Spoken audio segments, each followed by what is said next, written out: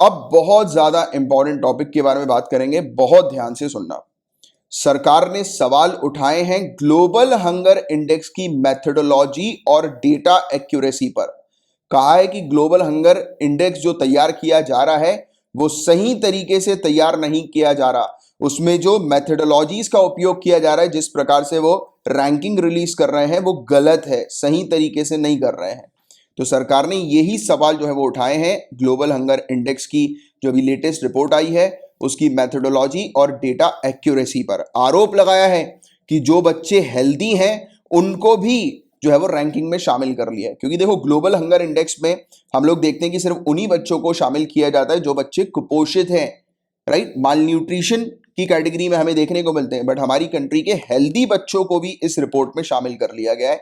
ऐसा इंडिया ने global hunger index के ऊपर आरोप लगाया है।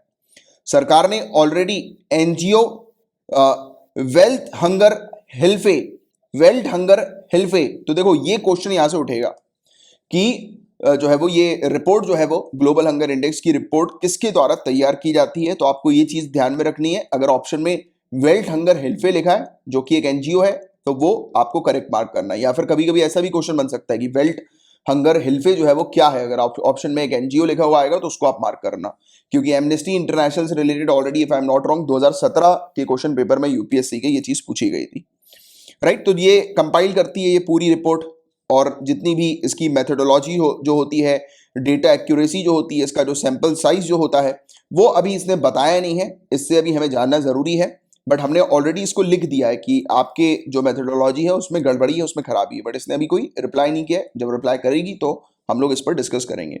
तो पूरा मुद्दा क्या है, तो लेटेस्ट रिपोर्ट में बताया गया कि इंडिया की रैंक नेपाल, बांग्लादेश और म्यांमार जैसी कंट्री से भी नीचे है, राइट। और हम अगर बात करें कि पूरे दुनिया भर में हम लोग टॉप 10 में आते हैं फूड प्रोडक्शन के मामले में, जब हम लोग टॉप 10 में फूड प्रोडक्शन के मामले में आ रहे हैं तो हमारी जो रैंक है वो नेपाल, बांग्लादेश और म्यांमार जैसी कंट्री से नीचे कैसे हो सकती है। और आपको बता दें इंडिया की जो लेटेस्ट रैंकिंग है, ये रैंक याद रखना, इंडिया की रैंक 107 कंट्री में 94th बताई गई है। और ग्लोबल हंगर इंडेक्स क्या है गाइस, तो ये रिपोर्ट हर साल पब्लिश की जाती है, किसके द्वारा, मैंने आपको बताया वेल्थ हंगर हिल्फे के द्वारा और कंसर्न वर्ल्ड वाइड के द्वारा। तो यहां से क्वेश्चन उठेगा कि ग्लोबल हंगर इंडेक्स जो है वो किसके द्वारा पब्लिश की जाती है, तो वेल्थ हंगर हिल्फे और कंसर्न वर्ल्ड वाइड। तो ये चीज आपको ध्यान में रखनी है, ये ग्लोबल लेवल पर, रीजनल लेवल पर और नेशनल लेवल पर हंगर को, भुखमरी को जो है वो ट्रैक करती है global hunger index.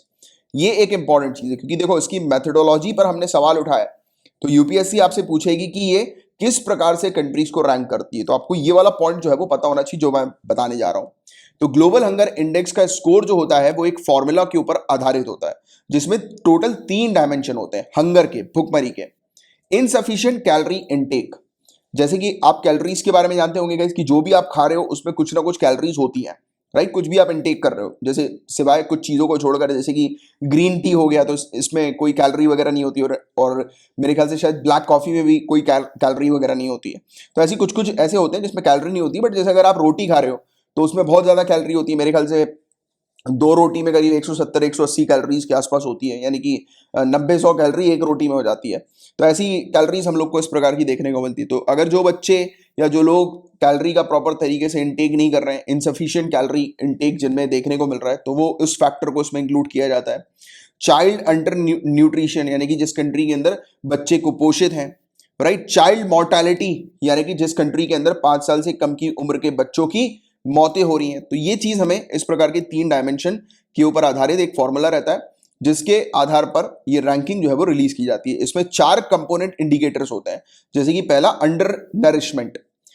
Under nourishment, इसमें पॉपुलेशन, यानी कि कंट्री की पॉपुलेशन का कितना ऐसा हिस्सा है, कितना ऐसा शेयर है जो कि अंडर नरिश्ड है, यानी कि कुपोषित है, जो कि इनसफिशिएंट कैलोरी इंटेक को रिफ्लेक्ट करता है, यानी कि वो लोग प्रॉपर पर्याप्त मात्रा में कैलोरीज जो है वो नहीं ले रहे हैं, जितनी कैलोरीज की एक बॉडी को आवश्यकता होती है। चाइल्ड वास्टिंग दूसरा इंडिकेटर, इसमें हमें क्या देखने को मिलता है कि एक कंट्री में 5 साल से कम की उम्र के बच्चे जो हैं वो वास्टेड कितने हैं, राइट। मतलब कि उन वास्टेड का मतलब ये होता है कि लो वेट फॉर हाइट, यानी कि उनकी हाइट के मुकाबले उनका जो वजन है वो कम है, राइट। तो ये एक्यूट अंडर न्यूट्रिशन को, तीव्र कुपोषण को जो है वो रिफ्लेक्ट करता है, ये वाला इंडिकेटर। तीसरा इंडिकेटर चाइल्ड स्टंटिंग, इसमें 5 साल से कम की उम्र के बच्चे कितने स्टंट हैं उसको चेक किया जाता है, यानी कि उनकी एज के कंपैरिजन में उनकी हाइट कम रहती है, राइट, तो उनको देखा जाता है। और ये क्रॉनिक अंडर न्यूट्रिशन को, दीर्घकालिक कुपोषण को जो है वो दर्शाता है, ये वाला चाइल्ड स्टंटिंग वाला इंडिकेटर। अब चाइल्ड मॉर्टेलिटी यानी कि 5 साल से कम की उम्र के बच्चों की कितनी मौतें हो रही हैं, मोर्टालिटी रेट क्या है, तो इसको देखा जाता है। तो ये 4 इंडिकेटर, 3 डायमेंशन, इनके ऊपर आधारित फॉर्मूला को लगाकर ये रिपोर्ट जो है वो प्रस्तुत की जाती है। और ग्लोबल हंगर इंडेक्स की रैंकिंग जो कंट्रीज की होती है वो 100 पॉइंट स्केल पर होती है, 0 to 100 पर रैंकिंग, स्कोर रैंकिंग होती है इनकी। 0 का मतलब यानी कि जिस भी कंट्री 0 के नजदीक है, इसका मतलब कि वहां पर हंगर की कोई समस्या नहीं है, भुखमरी की कोई समस्या नहीं है। और जिस कंट्री का स्कोर 100 के करीब है तो मतलब उस कंट्री में जो बहुत बुरी स्थिति है, यानी कि हंगर बहुत ज्यादा है, भुखमरी बहुत ज्यादा है। वैल्यू लेस देन 10 रिफ्लेक्ट्स लो हंगर, जिस कंट्री का स्कोर 10 से कम रहता है यानी कि उस कंट्री के अंदर भुखमरी कम है। 20 से 34.9 का जो इंडिकेटर है मतलब सीरियस हंगर कहता है, यानी कि बहुत ज्यादा समस्या है उस कंट्री के अंदर भुखमरी की। 35 to 49.9 इसका मतलब अलार्मिंग, यानी कि ध्यान देने की आवश्यकता है कि बहुत ज्यादा हंगर जो है वो बढ़ रहा है। 50 या उससे ज्यादा तो मतलब है एक्सट्रीमली अलार्मिंग, मतलब कि हालत खराब है, जल्दी से जल्दी मेजर लो वरना कंट्री के अंदर स्थिति खराब हो जाएगी। और इसकी रिपोर्ट में क्या क्या चीजें सामने आई, तो इंडिया बताया जा रहा है कि इंडिया के अंदर बहुत ज्यादा वास्टेड बच्चे हम लोग को 5 साल से कम की उम्र के देखने को मिलते हैं पूरे दुनिया भर। पॉइंट टू बी नोटेड, ये मेंस में आप उपयोग करेंगे, इसके बारे में पहले भी मैं आपको बता चुका हूं, राइट, कि हमारी कंट्री में वास्टेड बच्चे बहुत ज्यादा हैं। इसका मतलब है कि हमारी कंट्री के अंदर एक्यूट अंडर न्यूट्रिशन, तीव्र कुपोषण हमें देखने को मिल रहा है। इंडिया का स्कोर 27.2 बताया जा रहा है, सीरियस कैटेगरी में इंडिया को रखा गया है।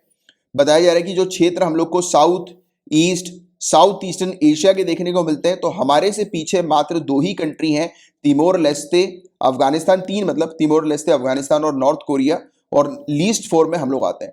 यानी कि साउथ ईस्टर्न एशिया का जो पूरा क्षेत्र है उसमें सबसे नीचे से चौथे नंबर पर हम आ रहे हैं, ऐसा इस रिपोर्ट ने बताया है। इंडिया के अंदर चाइल्ड स्टंटिंग का रेट 37.4% का है, चाइल्ड वास्टिंग का 17.3% का है, अंडर नरिशमेंट रेट इंडिया के अंदर 14% का है, और चाइल्ड मॉर्टेलिटी का रेट 3.7% का है। तो ये रेट्स ध्यान में रखना, ये स्टेट सिविल सर्विसेज में ये रेट्स आपसे पूछे जा सकते हैं। और यूपीएससी की आप अगर तैयारी करें तो भी एक बार देख लो कि ये वाला टॉपिक जो है वो काफी ज्यादा हाईलाइट हो गया न्यूज में, तो इससे रिलेटेड आपसे क्वेश्चन पूछे जा सकते हैं। तो ये है पूरा ओवरऑल टॉपिक जिसकी आपको एक अच्छी जानकारी होनी चाहिए।